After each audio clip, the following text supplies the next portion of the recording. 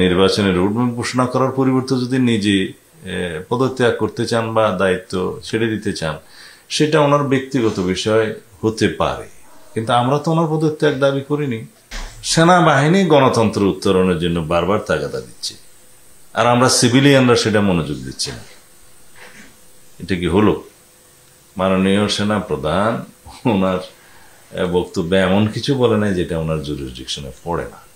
এই বিষয়টা বিস্তারিত বলতে চাই না, কারণ তিনি ইতিপূর্বে একবার একটি রাজনৈতিক দল গঠন করার উদ্যোগ নিয়েছিলেন 111 সরকারের সময়, এবং কিছুদিন পরেই উনি এখান থেকে সরে এসছেন। আমি জানি না যে কি প্রবণতা ওনার মধ্যে এখনো কাজ করে কিনা, কিন্তু রাষ্ট্র পরিচালনার বিষয়, এখানে আবেগের কোনো স্থান নাই। তিনি নির্বাচনের রোডম্যাপ ঘোষণা করার পরিবর্তে যদি নিজে পদত্যাগ করতে চান বা দায়িত্ব ছেড়ে দিতে চান, সেটা ওনার ব্যক্তিগত বিষয় হতে পারে, কিন্তু আমরা তো ওনার পদত্যাগ দাবি করিনি।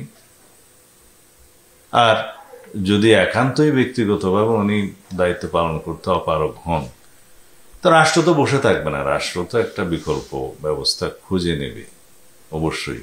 এই পৃথিবীতে কেউ তো অপরিহার্য নয়, কিন্তু আমরা আশা করব তিনি একজন বিশ্ববরেণ্য সম্মানিত ব্যক্তিত্ব, তিনি বিষয়টা অনুধাবন করবেন। অতি শিগগির জাতির আকাঙ্ক্ষা অনুযায়ী ডিসেম্বরের মধ্যে নির্বাচন অনুষ্ঠানের জন্য একটি রোডম্যাপ তিনি স্পেসিফিক ঘোষণা করবেন।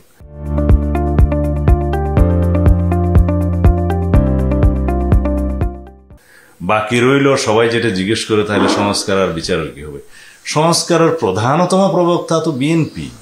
এই সরকার যে সংস্কারের জন্য কমিশন গঠন করেছে, তার মধ্যে সবচেয়ে বেশি সহযোগিতা তো আমরা করছি, এবং এগুলো চলমান। এবং সংস্কারের বিষয়ে যে সমস্ত বিষয়ে জাতীয় ঐক্যমত্য সৃষ্টি হবে, সেগুলো অবশ্যই পরিপালিত হবে। রইল বিচার। বিচারের জন্য আমরাই সবসময় বলে আসছি যে ট্রাইব্যুনালের সংখ্যা বাড়ান, প্রসিকিউশন, তদন্ত টিম সহ অন্যান্য লজিস্টিক বাড়ান। শেষ পর্যন্ত একটা ট্রাইব্যুনাল বাড়িয়েছে, কিন্তু এখনো বোধহয় কার্যক্রম শুরু হয়নি। বাট অন্যান্য যে কার্যক্রমগুলো নেওয়ার দরকার, সেগুলো এখনো নেওয়া হয়েছে বলে আমার জানা নেই। তবে অগ্রাধিকার ভিত্তিতে কিছু মামলা চিহ্নিত করে সেগুলো যদি বিচার দৃশ্যমান যাদের সামনে করা যায়, তা সমগ্র জাতি খুশি হবে। দুইটা বিষয়, একটা হচ্ছে সেনা প্রধানের বক্তব্য, আর একটা হচ্ছে আমরা ডিসেম্বরের মধ্যে নির্বাচন অনুষ্ঠানের জন্য যদি রোডম্যাপ না পাই, তাহলে সরকারকে সহযোগিতা করব কিনা। সেটা আমরা গতকালকে প্রেস ব্রিফিংয়ে বলেছি। যদি প্রধান উপদেষ্টা ডিসেম্বরের মধ্যে নির্বাচন অনুষ্ঠানের জন্য সুনির্দিষ্ট রোডম্যাপ প্রদান না করেন, তাহলে বিএনপি রাজনৈতিক দল হিসেবে এই সরকারকে সহযোগিতা অব্যাহত রাখবে কিনা সেটা আমরা আবার পুনর্বিবেচনা করব। আমাদের পক্ষে সহযোগিতা অব্যাহত রাখা কঠিন হয়ে দাঁড়াবে, এই কথা আমরা বলেছি, এখনো বলছি। আর সেনা প্রধান তার অফিসারদের সামনে দরবারে তিনি যে বক্তব্য দিয়েছেন, তাদের প্রশ্নের উত্তর দিয়েছেন, সেটা আমরা পত্রিকান্তরে দেখেছি। ইন্টারেস্টিং হচ্ছে, সেনাবাহিনী গণতন্ত্র উত্তরণের জন্য বারবার তাগাদা দিচ্ছে, আর আমরা সিভিলিয়ানরা সেটা মনোযোগ দিচ্ছি না। এটা কি হলো? মাননীয় সেনা প্রধান ওনার বক্তব্যে এমন কিছু বলে নাই যেটা ওনার জুরিসডিকশনে পড়ে না।